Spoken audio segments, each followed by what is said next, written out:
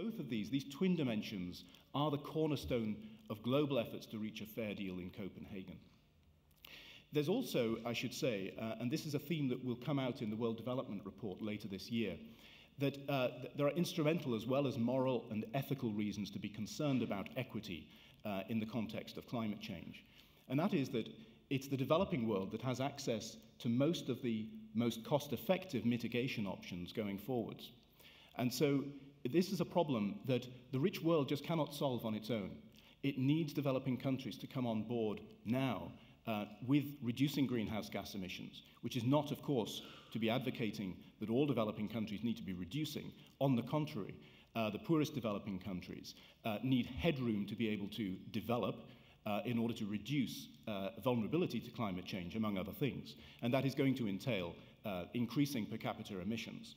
There have been a number of proposals for how to deal with these apparent contradictions, which I'll come on to in a moment. Let me turn now to a number of rights-based approaches to how we operationalize the equity principle. There are a number of organizations, such as, for example, Oxfam, the International Council on Human Rights Policy, the Office of the High Commission on Human Rights, who are increasingly arguing that climate change undermines human rights. Rights to life and security, food, shelter, subsistence and livelihood, and so on. But equally, it could be argued that the norms that are already enshrined in international treaty law on human rights can offer some very helpful guidance in the context of climate change, and in particular, offering guaranteed or minimum acceptable standards below which it would not be prudent to go. This is a case very eloquently made and supported by the Alliance of Small Island States, which the Honourable Decima Williams currently chairs. Argentina is also among other proponents of this approach. Secondly, there are a number of proposals that have focused on ways of reducing per capita emissions. And I'm going to skip through this fairly quickly. The Greenhouse Development Rights Framework is one. Contraction and convergence, which Ernst von Weizsäcker presented yesterday, is another. I don't have time to go through these details, and we can come back to this in discussion.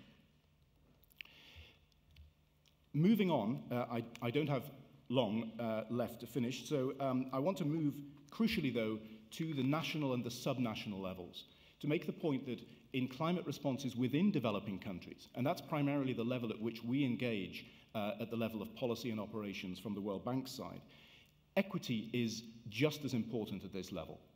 And again, a concern with substantive outcomes from climate action and policy for those who are most vulnerable, but also procedural dimensions, how to increase voice, capacity, and engagement of the vulnerable in setting priorities in climate action and policy. This has fundamental bearing on whether or not it's likely to achieve the substantive outcomes which are the main goal. And so what we stress in our work from the Social Development Department is the importance of social accountability tools and approaches. For example, citizen reporting cards, ways of making public budgets, information about climate action and policy publicly available, using a variety of mechanisms to hold up a mirror to what is working or what is not working in climate action and policy, and take mid-course adjustments as necessary. In other words, building in the capacity for adaptive social learning into how we approach climate action and policy.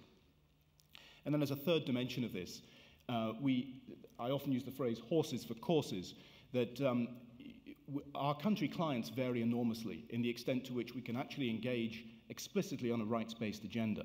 I lived for a number of years recently in Vietnam. You can't really explicitly address a rights-based agenda in that particular political context. You'd be liable to be thrown out of the country. But I would argue that a great deal of the work that we were engaged in was essentially trying to promote rights-based approaches in practice. So let me end on this slide, that as Wolfgang Schmidt has already articulated, what we need is a dual-track approach, with attention both to pro-poor adaptation, in terms of global transfers of finance and support from the global north to the global south, but then within developing countries as well, an approach that puts the poor, the most vulnerable, at the heart of how you frame approaches to adaptation. Immediately following this session, we have a special session where some of my colleagues will present on some of our ongoing work to understand some of the institutional dimensions of pro-poor adaptation within developing countries. And this is equally important in responses on the mitigation side. And a lot of our work at the moment on, for example, the issue of forests and climate change, the social and equity dimensions of the RED agenda, reducing emissions from deforestation and degradation.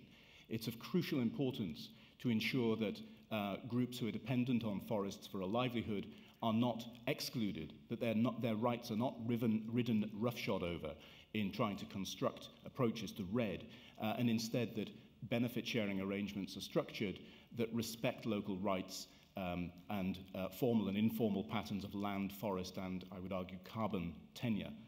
These are very complex issues, but which lie at the heart of some of our operational work as we move forwards. So just let me end on a final note that there are profound implications for a development agenda that arise from viewing climate change as an issue of equity and social justice.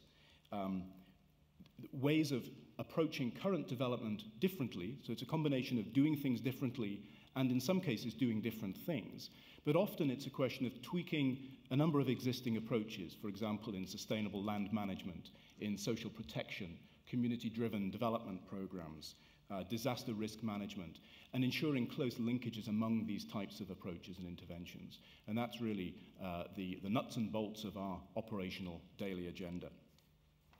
Thank you very much. If you would like more information on anything that we're doing, please visit our website. This is on the social dimensions of climate change. There are links there to the World Bank's general website on climate change with the strategic framework on development and climate change, some insights into some of the early messages that will come out in the World Development Report later this year, and a number of other sources. Thank you very much for your attention.